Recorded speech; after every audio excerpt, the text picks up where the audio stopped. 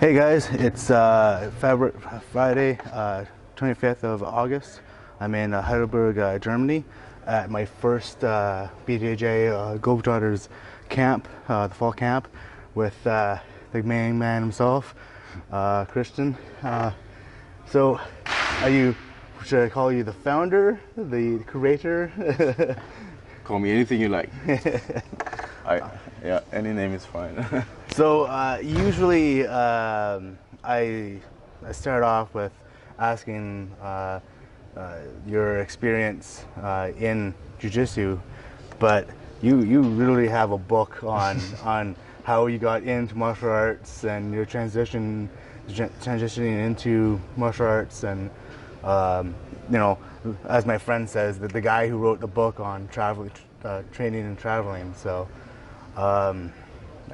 I guess my first question is actually, at what point when you're doing all this did you think that is going to catch on to what it is today? Good question. I never planned for any of this, actually. It happened completely random. So yeah, it was just when I got back from my trip. We were trying to go to the Europeans.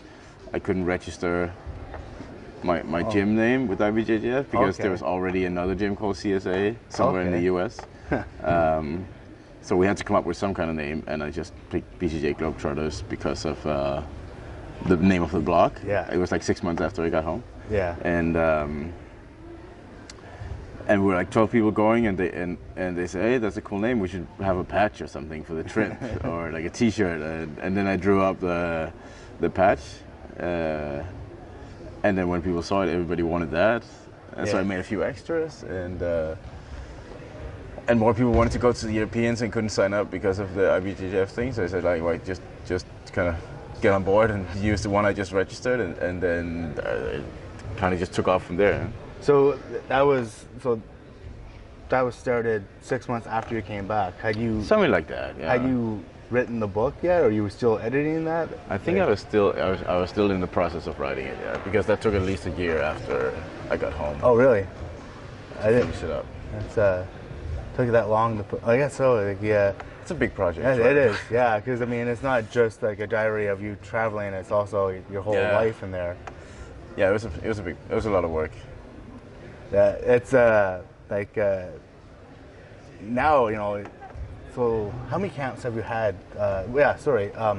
When did you then decide to have your first camp? Like, if it just started off as people joining to be able to. It kind of happened, like, again, kind of by chance. It was every time I go travel and stay with someone, I always invite them to come visit me afterwards. And then at that point, I had visited quite many people and stayed on quite many couches. So after I got home, just a lot of people just started coming through the door in my gym to come and visit me, and I had to pay back the hospitality.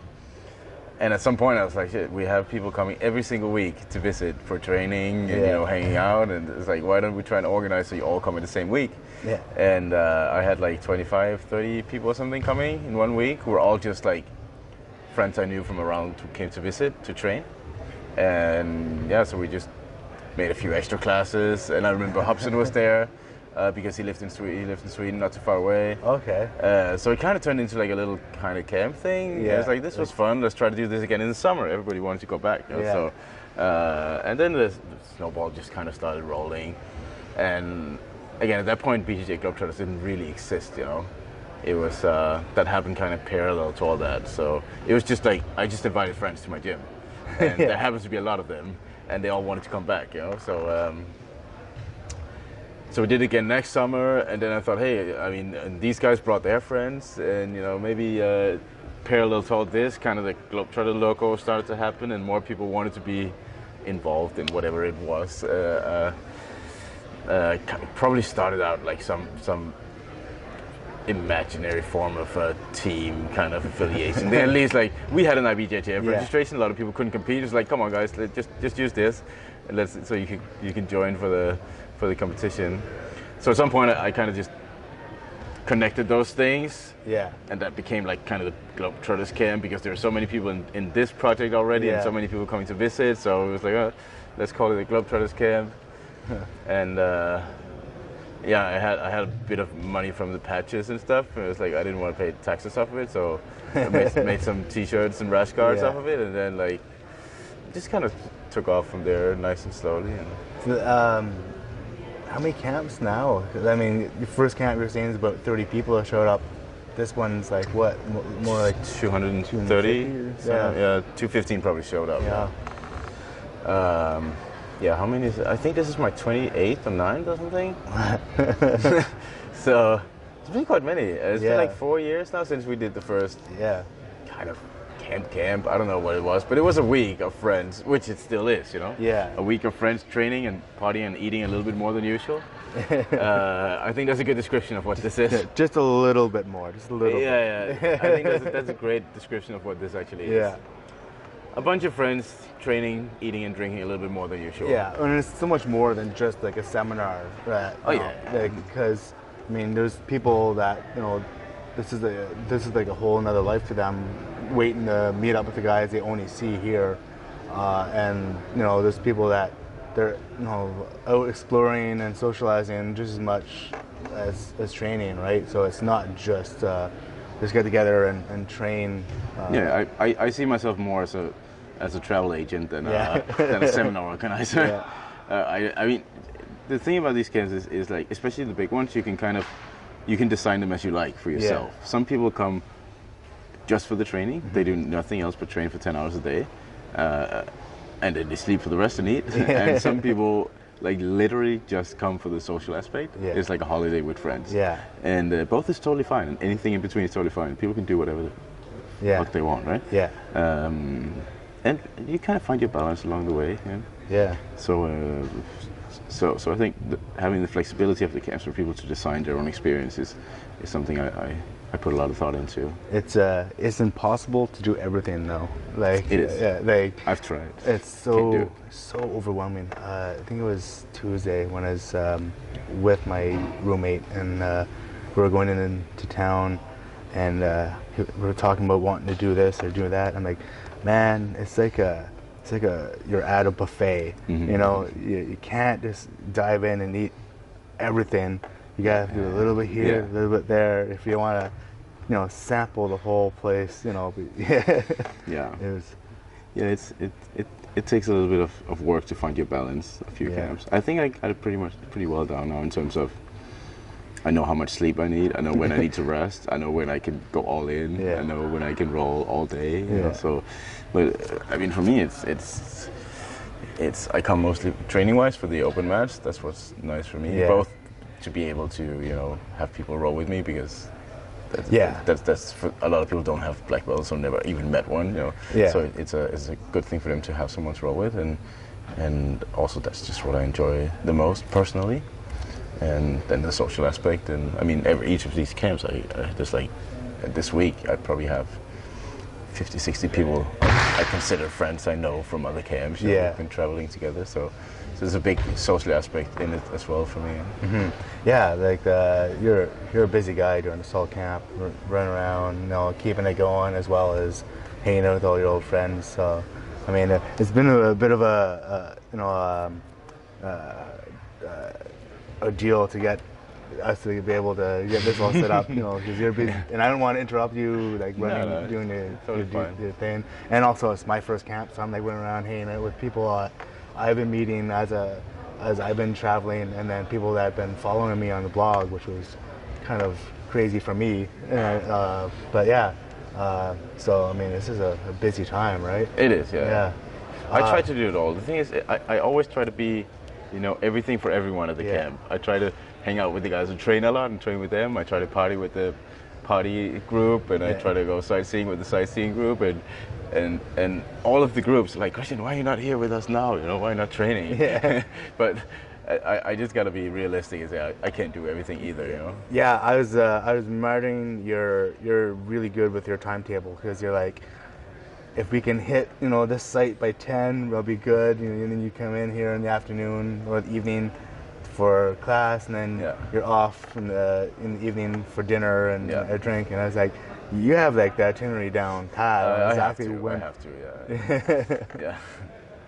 That's how it is. So you've been running these for 4 years now. Something like that. Yeah, and now they're as big as they are.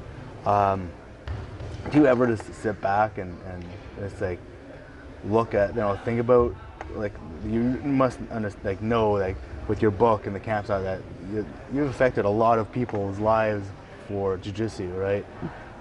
Like me personally, like, it really gave me the inspiration to do what I'm doing, right? I mean, before I found your book, I was kind of like thinking I'm like out in the middle of nowhere doing this all, but like, this is going to be something weird that no one's done. And then someone's like, have you got a hold of Christian's book? And, there's a whole community out there. I'm like, it's almost like I found my lost family. Right? Yeah.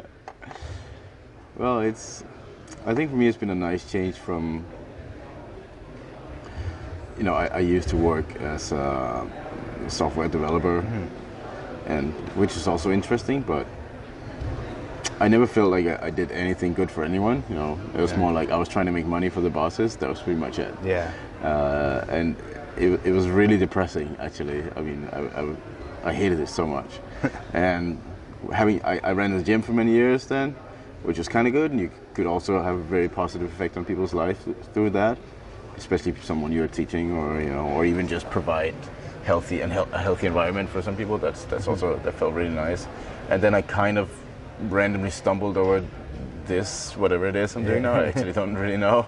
And just see how it's an amazing engine for just like spreading good karma in people's life. And I just like, okay, I'm just gonna go all in on this. Try to bring as much value as possible to others and see how that come back, right? In one way or the other. Yeah. So. Well, I mean, like, you're like, I'm sure, like, as you were saying, like, after you traveled and after everyone invited you into their houses, you kind of felt that debt of now you invite all of them to your place. But now, doing this, it's like, it's just a self-perpetuating, because people come out and then, everyone meets one another and they go, oh, come here, come there, and then it's just a continuing, it's a starting point for like more people traveling. Absolutely. I mean, when I was on my trip, I was thinking a lot like, this is pretty cool. I can kind of tap into this community and get all these experiences and find all these friends. And I've always like been a guy of many projects and ideas. So I was thinking, like, how can I do something with this? And like, how can I build something that can allow other people to do this easily? Because there was a lot of effort for me to find the places to go, and like, so my original idea was actually BJJ Globetrotting.com, which was kind of like mat surfing. Yeah. But it never really like materialized for many reasons. Like, it was just Facebook kills all of the communities you try to build online. Yeah, pretty much. So that was kind of put aside for a while, and then this kind of happened, and then later on I realized through this community I can, take the mat surfing idea out again and just kind of reinvent it, and this whole thing is basically like my attempt to spread the experience I had myself, and make it available to others in an easy way. Well, yeah, the Facebook group for this is just amazing. Just to go on and read daily what everyone's doing, and every day someone posts about where they're going to be or where they are, and looking for help, and it's pretty quick to get a response from people to help out. And, that's just an amazing community. Even if you're not traveling, like, you can sit there and get ideas. I at times, as I'm going through my ideas for down the road, I'm like just punching in the cities in the search bar. The search bar. That's like my first move before I start looking on Google Maps or anything, right? So. Yeah, so I had that thought for a long time, and I think it was kind of a many different things that I was thinking about at the same time, that kind of all came together into this, whatever it is. Like it's a living organism of its own at this point, right? So yeah, I just go all in, and I just kind of try to use it as much as possible as an engine to create like cool experiences for myself and for others, and I think just spreading, just giving good things to people, like good experiences and connections and stuff is extremely valuable. Pretty much everything I do, every camp, or like even the opportunities for moving to the Caribbean or something, all happen from, you know, just doing something nice for others. And, you know, I believe 100% in karma, not in like a spiritual way, but in a way that is so complex that you can't always figure out how your good deed ended up back to you or something in one way or the other. But sometimes you see the flow chart, how it happened, but others you're just like, okay, I've just like spread little seeds of karma everywhere you can through many years, and then suddenly it comes back in one way or the other. So yeah, and I've been saying, like, you know, from this trip, from having everyone through this community help me out, like, you know, I'm gonna be spending the rest of my life paying these good deeds back. You know, like exactly. Better get started. Yeah, really. So, do you think there'll be a day where you know, you'll have a camp like these camps running, and you won't have to be the guy there? You think? No. Yeah, well, I mean, fundamentally, the camps are my dream holidays, right? I mean, that's how it works. Yeah. So if I do a camp, it's because I really want to go. You know? And then it's my dream holiday that I design with everything I can possibly imagine doing that I want to do, and then I invite my friends along. And maybe one guy want to come, maybe 300 people want to come. I have no idea, but I will go regardless because I really want to go. And I think if I'm not super passionate about a place like that, I don't think it will work. Like if I didn't care about being in Heidelberg and I didn't care about, you know, the town or seeing anything, or I mean, if I didn't really want to be here, I don't think it will work. So I will never, you know, I say it now, maybe 15, 20 years down the road when I'm an old man and I just want to cash in. Just can't travel so much anymore. And I will sell it to Gracie Baja or something. No, but I mean, I think it only works as well as it does because I'm very passionate about being in every single camp. So yeah, I have to be there. And and I want to be there, and if I don't want to, I'm not going to make the camp. So that's cool. And you have quite the track list too. I remember you've posted before your outline for what goes into your camp. It's quite complex. Like you've really put it down though, like broken it down. It's, you know, there's no like, well, maybe this can work. It's like you can look pretty easily and be like, well, it doesn't fit the checklist. Absolutely, yeah. It's a long process. So that's why after next month we have the camp in Poland, and after that one, I have a few months off where I just do research for the next year and a half. Just look into places, and I have a lot of places to look at, many phone calls to make. a lot of spreadsheets. I like spreadsheets. Me too. That's been my driving. It's like you're giving yourself a timetable, right? You're at that, or just like your own rules or whatever. Like you put down everything down on a spreadsheet, and then you gotta go by it. And instead of just being like, oh, you know, it's my own thing, so I can just keep it on my head. It's I did. Up until last year, I did like all of the camps, just kind of, you know, oh, by the way, I need to remember to do this and that and that. And then I started to do the actual checklist of, and then every time something pops up, I'll put it right on the list right away for every single camp. And it's ridiculous little things like, make sure there's a pair of scissors available, you know, like stuff like that. Are there towels at the accommodation I booked for someone because I need to tell them, you know? And it's 380 items long right now. So it's a lot of things, and that's for every single camp. I need to check every single item. So, but it's good. You know, I like the system of it now. I think I got the recipe down pretty well right now. Oh yeah, this is pretty awesome. So, which also makes it less stressful for me because doing all these camps without that would be impossible for my brain. I was, it's watching everyone like work the desk and you work everything, you know, it's you know, it's not like at some places where, you know, I see someone's like, you can tell they're the one organizing it because they're running around, freaking out, and you know, a lot of stress on themselves. You pretty much have any stress in your life now, right? Like, well, it's getting better at least. Yeah, I think I'm handling it much better this season. Yeah. And also moving to the Caribbean has kind of helped me a lot. I can't. It's impossible to hurry up with anything there. So that's really nice. Yeah, it's kind of hard to be mad when you live in like one of the most beautiful places in the world. Yeah, so. yeah. But yeah, this has been amazing. I'm so happy to be here on. No, it's cool. You can fit it in on your trip.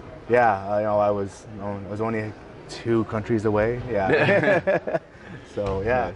Hopefully I'll be able to hit some more up as I travel and wait to hang out some more and absolutely. Yeah, meet more people. I've had so many people tell me to come by their place and yeah, I was a bit worried for you about that because you have your schedule down so much that maybe too many invitations will fuck up your. Well, there's it's like everyone's like, well, are you coming to this country or this city? I'm like, yeah, but it will be this time. Like, don't worry, I'm you know, that's where I live. I'm like, cool. Oh, so yeah, that's great. It's yeah, and it's not like I'm going on asking. We're just talking, and you know, it comes up. It happens always. Yeah, that's how it works. But yeah, it's been amazing. Thank you for taking the time to do this interview. My pleasure. My pleasure. And also, you know, today I was only busy with like eating hamburgers and going to the castle and stuff. So and rolling. That's about it. So it's not that bad. But thank you for everything. Thanks for coming. For running this. Yeah. My pleasure. It's my holiday. Remember that. You guys are just crashing it. Oh, okay. Yeah. Crashing holiday. So that's it for now, guys. Till next time. See you on the mats. Oos.